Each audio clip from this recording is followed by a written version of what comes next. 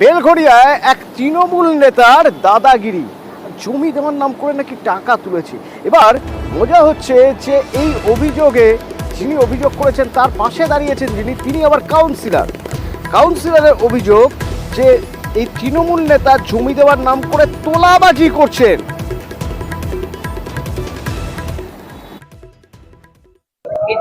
বাপি সাহা 30,000 টাকা জায়গা কিনতে গেলে আমাকে টাকাটা দিতে হয়। তারপরে আপনি দিয়েছিলেন 30,000 টাকা দিয়ে 26,000 টাকা 20,000 টাকা দিয়েছেন। তারপরে সে টাকা দিয়ে কি হলো? সে রসিদও পাইনি, কমিটির একটা কাগজও পাইনি।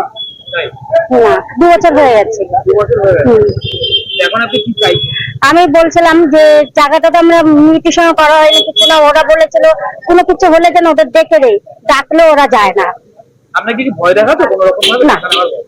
টাকা শুধু মানে বললে শুধু ঘুরায়, আজকে দেবো না কালকে এরকম করে। যারা এই ব্যবসায়ী সমিতির জেনারেটর বিক্রি করে খেয়ে নেয়, যারা বাজারের হিসাব দিতে পারে না, যারা চপলার থেকে 500 টাকা নেয়, যারা মাছওয়ালার থেকে 600 টাকা নেয়, নিয়ে পরিবার চালায়, এরা বহুরূপী। কখনো সিপিএম কখনো বিজেপি। যখন যেই ডালে পাল্লা ভারী থাকে নাহলে তো তোলাবাজি করতে পারবে না। যার জন্য নিজেদের বদনামটা ঢাকার জন্য তপন আচার্যির জন্য কিছু করতে পারছে না এলাকায়। তপন আচার্য শক্ত হাতে কি করে রয়েছে। আপনি কি তোলাবাজি বন্ধ করে দেওয়ার জন্যই কি আপনার নামে এই সমস্ত কথা বলছেন? হ্যাঁ,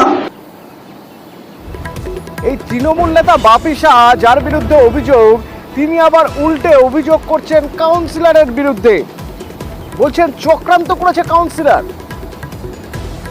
কিছুদিন আগে একটা ঘটনা ঘটেছে, একটি মহিলার দোকানকে কেন্দ্র করে উনি গুন্ডামু করেছেন, আপনারা সবাই দেখেছেন, আপনারাও কভার করেছেন। আমার মনে হয় ওটার উনি রিভেঞ্জ নিচ্ছেন, কারণ ওই দোকানটা আমার শাশুড়ি, আমি ওনার জামাই, ওইটাই উনি ওখানে অনেক হ্যাকেল হয়েছেন। টাকা নিলে তো অবশ্যই রসিদ দেওয়া হয়েছে, তারা হয়তো হারিয়ে ফেলতে পারে বা কোনো কারণে সেই সময় কোনো সিস্টেম থাকতে পারে, আমি জানি না। সেই সময় আমাদের পৌরপিতা তখন কানুদাস মহাশয় ছিলেন, যদি সেই ধরনের কোনো রকম অভিযোগ থাকতো, ওনার কাছে অভিযোগ থাকতো, আমার মনে হয় এই ধরনের অভিযোগ ভ্রান্ত এবং মিথ্যা, এবং উনি হয়তো কিছু মানুষকে সাজিয়ে এগুলো করছেন।